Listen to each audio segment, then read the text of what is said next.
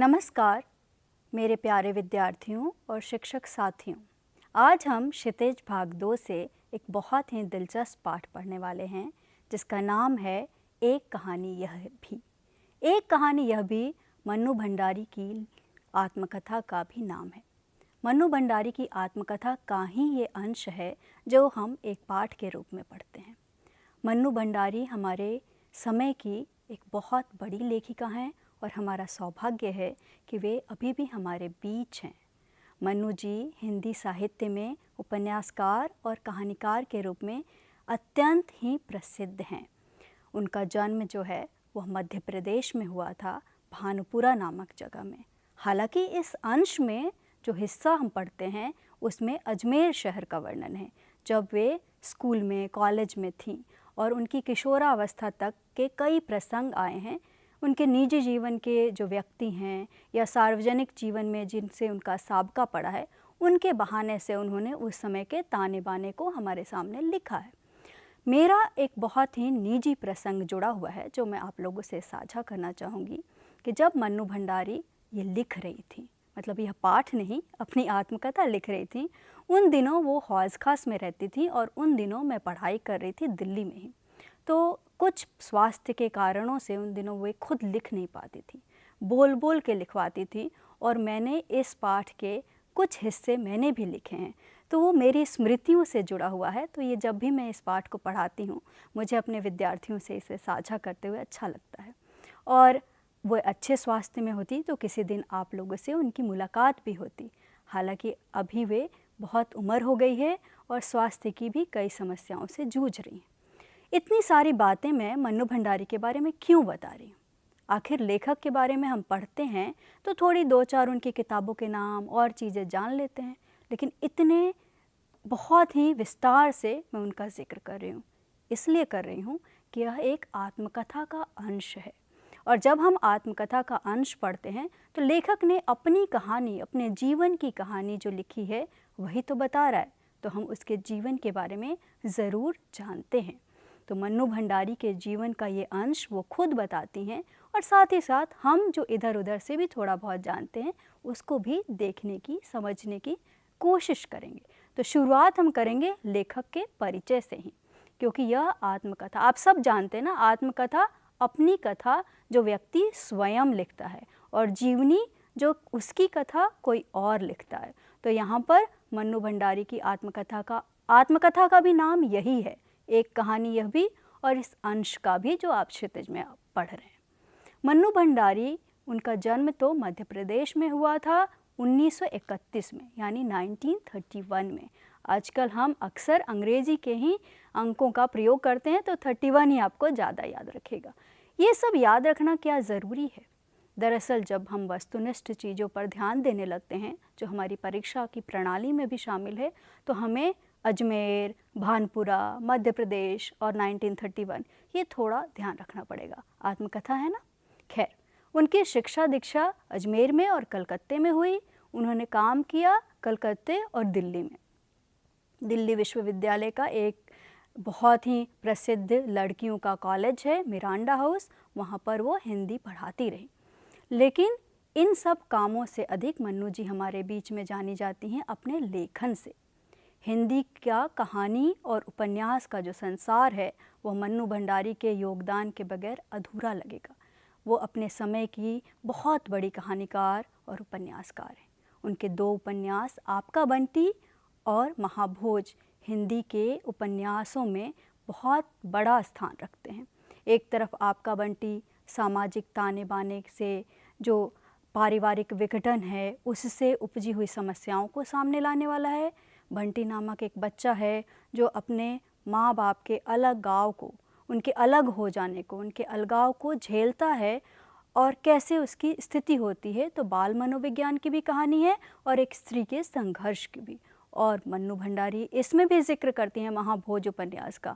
वह उपन्यास उनका एक बहुत प्रसिद्ध राजनीतिक उपन्यास है। भारतीय राजनीति की कई सारी घटनाएं हैं जिस पर उन्होंने उन घटनाओं को साहित्यिक रूप देकर एक बहुत ही उम्दा उपन्यास लिखा है। तो दोनों ही हिस्से आप देख सकते हैं उनके लेखन में, एक तरफ राजनीतिक लेखन, दूसरी तरफ सामाजिक लेखन। लेकिन हिंदी के संसार को उनकी कहानियों से भी बहुत ज़्यादा लगाव है। एक कहानी है यही सच है, इस कहानी पर एक फ़िल्म भी बनी है। फिल्म का नाम है रजनीगंधा। इस फिल्म के गाने भी बड़ी प्रसिद्ध हैं, कहानी भी बहुत दिलचस्प है। कहानी में कोई भी विलेन नहीं है, फिर भी हर पक्ष देखिए तो सच क्या है वह अलग हो जाता है। एक बहुत दिलचस्प प्रेम कहानी है, आप लोग का मन करे तो पढ़ सकते हैं। इसके साथ हम ये भी जानते हैं कि मन्नू भंडारी को उनके लेखन के लिए जो पुरस्कार मिले वो कौन से थे। दरअसल पुरस्कारों का महत्व लेखन में बस इतना ही है कि समाज या संस्थाएं उसके लेखन को कहीं ना कहीं रिकॉग्नाइज़ कर रही हैं, उनको सम्मान दे रही हैं, उनको देख रही हैं। तो मन्नू जी को हिंदी अकादमी दिल्ली का सबसे बड़ा सम्मान जो है शिखर सम्मान वह मिला हुआ है।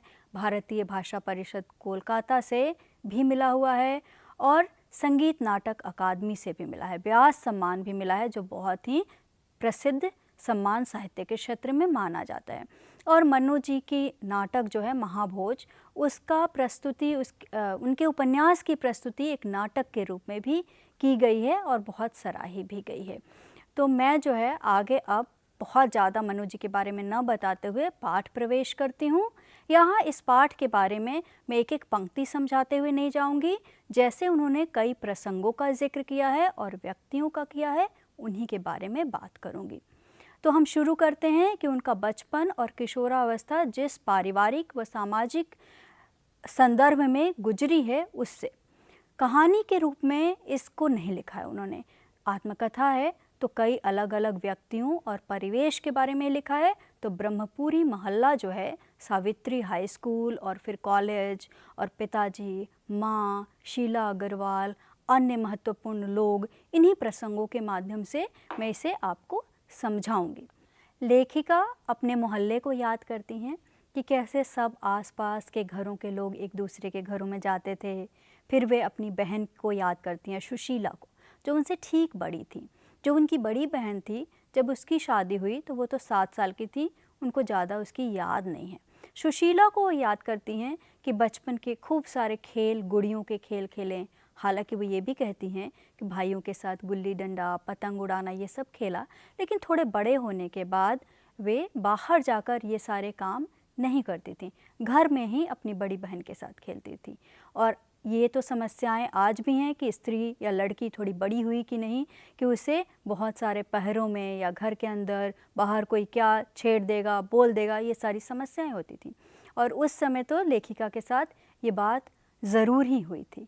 वो साफ साफ यहाँ नहीं कहती हैं, लेकिन ये ज़रूर बताती हैं कि जब वो और बड़ी हो गई तो भाइयों के साथ बाहर खेलना बंद हो गया और घर में ही वे अपनी बहन के साथ खेलती थी।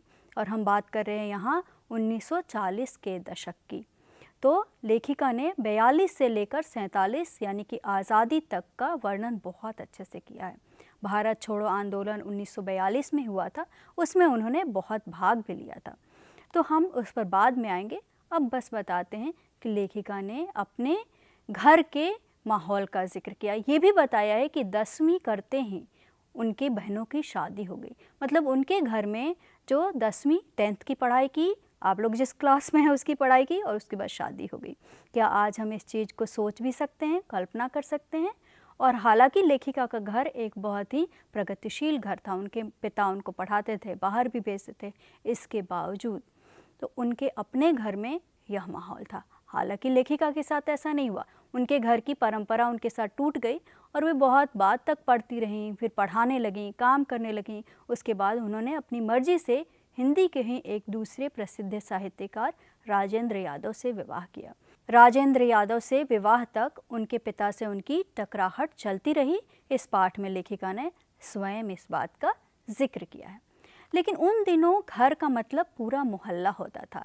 इस बात की खुशी को हम ऐसे महसूस करते हैं कि बहुत सारे लेखिका के पात्र जो हैं वो उसी मोहल्ले से आए हैं। मुझे याद है मैं कभी अकेली नामक एक कहानी बहुत अधिक पसंद करती थी, बच्चों से साझा भी करती थी। मन्नू जी ने खुद बताया था कि वह बगल की एक महिला थी जो उनके माँ के पास बहुत आती थी और उससे जब वो छोटी थी तो बहुत चिढ़ जाया करती थी। वो जो सोमा बुआ थी वो वही अकेली के रूप में उस किरदार में आई हैं। तो मोहल्ले में रहने का ये लाभ लेखिका को ज़रूर हुआ कि आसपास के लोग उनके किरदार के रूप में, उनके पात्रों के रूप में बाद में हम कहानियों में पढ़ते हैं। लेखिका सोचती भी हैं कि उन दिनों की तुलना में आज महानगरों के फ्लैटों का जीवन कितना संकुचित है, कितना असहाय और असुरक्षित है। उनको लगता है कि अगर ऐसा जीवन मैंने जिया होता तो क्या मैं उन सारे पात्रों को रच पाती।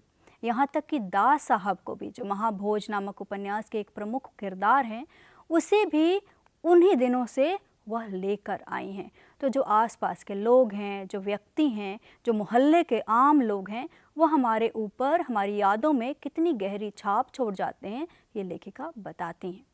तो अपने परिवार और अपने मोहल्ले को याद करती हैं। लेकिन सबसे अधिक किसे याद करती हैं वे इस पाठ में? तो वे हैं उनके पिताजी। पिताजी को याद करते हुए वो आलोचनात्मक रूप से सजग रहती हैं। वो बार बार कहती हैं कि पिताजी को मैं क्यों याद कर रही हूँ?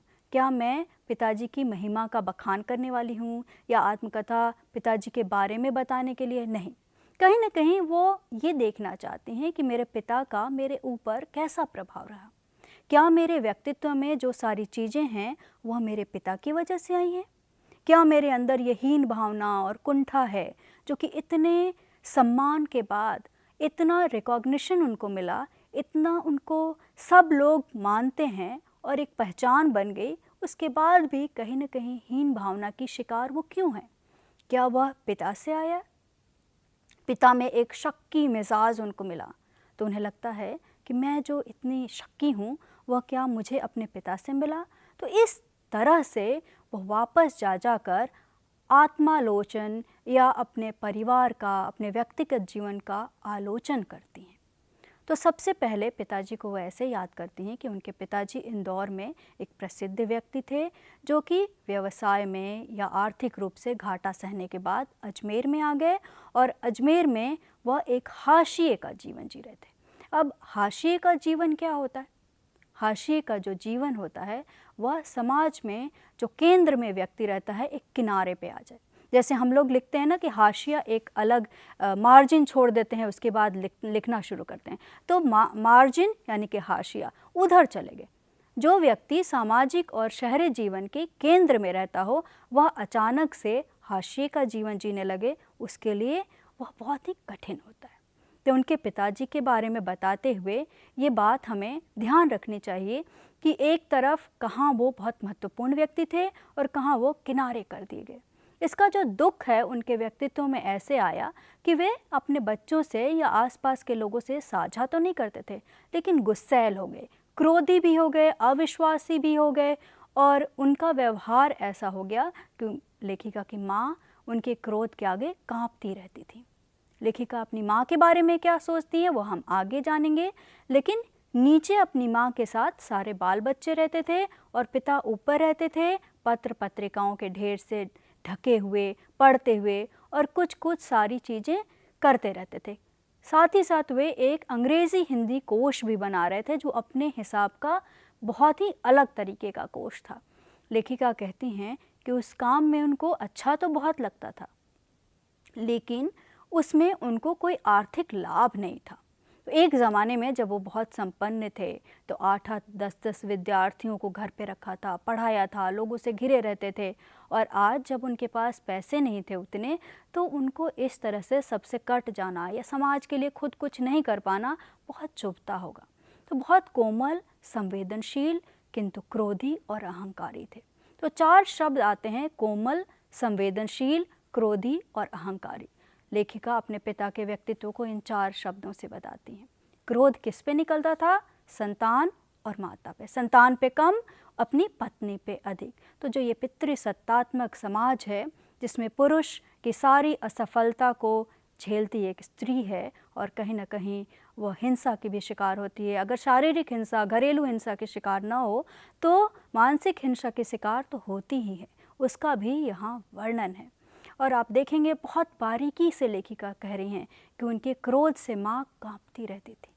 आखिर उनकी असफलता में अगर सफल होती तो माँ का क्या हाथ होता? और इस पर मत जाइए कि हर सफल पुरुष के पीछे एक स्त्री का हाथ होता है।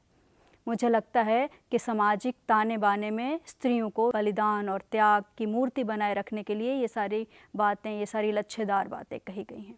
लेखिका भी ये कहती है। तो मुझे बहुत पसंद है लेखिका का ये बहुत ही छुपे हुए तरीके से कह देना कि पिता अहंकारी थे। अहंकार किस बात का? सब कुछ जो खो गया उसका या जो था उसका? कोई भी कितना भी अमीर हो या कितना भी पढ़ा लिखा हो, विद्वान हो, क्या अहंकार शोभा देता है? लेखिका अपने पिता को देखते हुए कितने निर्मम हैं, कितनी कठोर हैं, आप इस पर ध्यान दीजिएगा। हम अपने आत्मीय जनों को, अपने माता पिता को इतनी श्रद्धा की नज़र से देखते हैं ना कि हमें उनकी आलोचना करना, हमें उनके बारे में चर्चा करना, हमें उन पर सवाल उठाना अच्छा नहीं लगता है। लेकिन लेखिका यहाँ निष्ठुर हैं। लेखिका इस तरह से उनके व्यक्तित्व की एक तरह से कहिए परतें उभार कर, उधेड़ कर हमारे सामने रख देती हैं कि उनके पिता कैसे थे। खैर, पिता आर्थिक झटके के कारण जो है डिफेंड भी किया है। कहीं ना कहीं वो बता रहे हैं कि वो आर्थिक झटके के कारण ऐसे हो गए थे, ऐसे अविश्वासी इसलिए हो गए थे, लेकिन अपनी नवाबी आदतें नहीं छोड़ पाए, अधूरी इच्छाएं भी नहीं छोड़ पाए, महत्वहीन होते गए और फिर क्रोध बढ़ता गया। समाज में लोग उनको पूछना छोड़ दिए तो उनका क्रोध बढ़ते गया। शायद कहीं ना कहीं लेखिका इस बारे में चर्चा करती हैं कि उनके अपने द्वारा किए गए जो विश्वासघात थे, जो अपने लोग होते हैं ना जो ठग लेते हैं, साफ साफ नहीं कहती हैं कि कहीं व्यवसाय में कहीं ना कहीं उनको किसी अपने ने धोखा दे दिया, पैसा उनका हड़प लिया, ये सब नहीं कहती हैं, लेकिन कहती हैं कि लगता है कि अपनों के द्वारा दिया हुआ विश्वासघात बहुत चुभता है। क्योंकि अपने ही, ये बहुत ही यहाँ पर एक दार्शनिक और सूक्ति वाक्य है कि अपनों द्वारा किया गया विश्वासघात बहुत शक की बना दिया। क्योंकि जो अपने होते हैं ना, हम उन पे आँख मूंद कर भरोसा करते हैं। हमें लगता है ये तो हमारा अपना है। दूसरे को कई तरह से जांच परख के अपने पास रखते हैं। अपने कौन होते हैं? जो पारिवारिक रूप से या जिनसे हमारा खून का संबंध होता है, जिनसे हमारा रिश्ता होता है, वो अपने होते हैं, या कुछ मित्र होते हैं। तो ऐसे अपनों ने उनको ऐसा बनाया होगा। तो यहाँ पे मुझे लगता है कि कहीं कहीं लेखिका मन्नू भंडारी अपने पिता को कितनी निर्ममता से उनकी चर्चा करते हुए भी उनको एक मौका देती हैं कि शायद इसलिए वो ऐसे हो गए थे। लेखिका अपने पिताजी को इतनी निर्ममता से, इतनी कठोरता से इसलिए याद करती हैं कि उन्हें लगता है कि उनका जो शक्की स्वभाव है, उनके अंदर जो हीन भावना है, वह इसलिए है क्योंकि उनके पिता उनकी बड़ी बहन सुशीला को, जो गोरी चिट्टी और काफ़ी स्वस्थ थी, उनको बहुत महत्व देते थे, उनकी प्रशंसा करते थे। और कहीं ना कहीं इसकी वजह से बचपन से ही उनके मन में एक हीनता ग्रंथि बैठ गई। हालांकि आगे हम देखते हैं कि उस गोरी चिट्टी सुशीला का विवाह जल्दी हो गया, वो अपने पारिवारिक जीवन में चली गई और लेखिका को उनके पिता बहुत अधिक पढ़ने को प्रेरित करते रहे, बहसों में शामिल करते रहे, लेकिन कहीं ना कहीं वो रंग के प्रति जो हमारे समाज का दृष्टिकोण होता है ना, वह लेखिका के मन में यह बैठ ही गई। तो आज भी लेखिका जो है अपने पिता को इसी तरीके से देखती हैं कि शायद ये शक्कीपना या मेरे विश्वास का किसी पर नहीं टिकना या कहीं ना कहीं मुझ में ये हीन भावना का होना, यह पिता से तो नहीं आया। हर बच्चा अपनी माँ से बहुत ही जुड़ा हुआ होता है। लेखिका भी इस पाठ में अपनी माँ का जिक्र करती हैं, लेकिन देखिए क्या विडंबना है कि वे अपनी माँ को बहुत प्यार से याद करते हुए भी कि बहुत धैर्यशाली थीं, बच्चों को बहुत मानती थीं, अपनी संतान और अपनी पति की हर इच्छा को अपना भाग्य समझती थीं, ये सब कहते हुए भी ना वो नहीं चाहती हैं कि वो अपनी माँ के जैसा जीवन जिएं। सिर्फ वही नहीं, सारे भाई बहनों के लिए कह रही हैं कि सभी भाई बहनों का लगाव उनकी तरफ था, लेकिन वह मेरे लिए कभी भी त्याग का आदर्श नहीं बन सका। मैं अपनी माँ का जीवन नहीं चाहती थी। लेखिका साफ साफ यही कह रही हैं कि माँ भली इतनी थी कि उसका हम सब बहुत आदर करते हैं, उसके भलेपन को हम अपने जीवन में नहीं चाहते हैं। तो माँ जो है वह एक पारिवारिक सामाजिक ताने बाने में जो एक स्त्री गृहिणी का जो जीवन है, हमारे समाज में जो आम तौर पर औरतों का जीवन है, वही माँ का जीवन है। चुपचाप सब कुछ सहना, कुछ भी एक आवाज़ नहीं करना और सबकी इच्छाओं को मशीन बनकर पूरा करते रहना, चाहे वह रसोई घर में घुसकर, चाहे वह घर के अलग अलग कोनों से सामान लाकर। तो कहीं ना कहीं माँ उनके लिए क्या करना है जीवन में उसको नहीं दिखा सकी, उसका रास्ता, उसका आदर्श, उसका उद्देश्य नहीं बता सकी। माँ से प्यार तो बहुत है, संवेदनशीलता भी है माँ के प्रति, लेकिन माँ के जैसा नहीं बनना है। और यहाँ पर मुझे लेखिका का यह स्पष्ट दृष्टिकोण बहुत पसंद आता है कि मुझे अपनी माँ से बहुत प्यार है, लेकिन नहीं, वही जीवन मैं अपने लिए या अपनी संतान के लिए नहीं चाहती हूँ। यह जो बात है वह लेखिका की ही नहीं, हमारी भी होनी चाहिए। इस पाठ से अगर हमें कुछ लेकर जाना है तो ये लेकर जाना है कि हमें अपनी इच्छा का, स्त्रियों को अपनी इच्छा का अपना जीवन मिलना चाहिए। सिर्फ संतान और पति के आगे पीछे घूमने का जीवन उनका जीवन नहीं होता है। अब मन्नू जी, उनके प्रति पिता क्या चाहते थे, क्या भाव रखते थे? तो 2-3 चीज़ें हैं जिस पर हम देखेंगे कि लड़की होते हुए भी पिता नहीं चाहते थे कि मन्नू रसोई में जाए। वे रसोई को भटियार खाना कहते थे। भटियार खाने में जाने से सारी प्रतिभा नष्ट हो जाती है, सारी क्षमता नष्ट हो जाती है।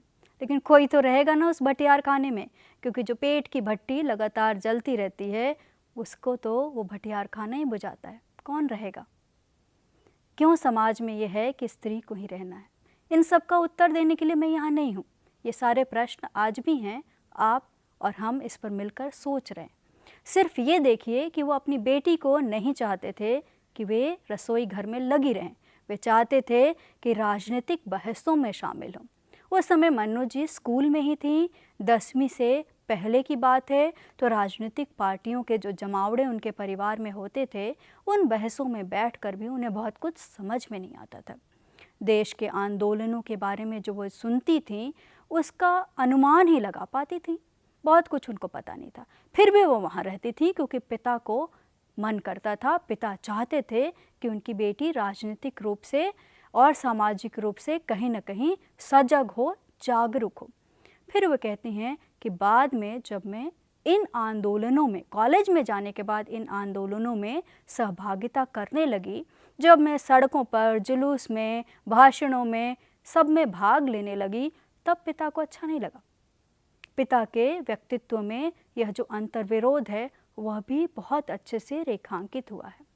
चारों ओर से प्रभात फेरियां, जलसे, जुलूस, हड़ताल, ये सब जो 1942 में भारत छोड़ो आंदोलन में चल रहा था, और लेखिका कॉलेज में जाने के बाद अपने साथियों के साथ इन चीज़ों में खूब जमकर भाग लेती थी, नारे लगाती थीं, हड़तालें करवाती थीं।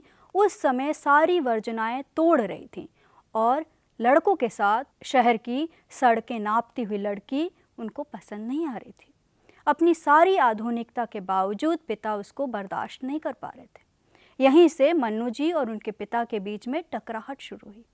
दरअसल लेखिका यहाँ पर एक बहुत अच्छी बात कहती हैं, आप इसको रेखांकित कर लीजिए और जीवन में भी बांध के रखिए। सिर्फ लड़कियों को ही नहीं, मेरी कक्षा को सुनने वाले सभी विद्यार्थियों और सभी लोगों को इस बात को याद रखना चाहिए कि आज़ादी के दायरे में चलना, किसी और की दी हुई आज़ादी के दायरे में चलना, यह किसी के वश में नहीं होता।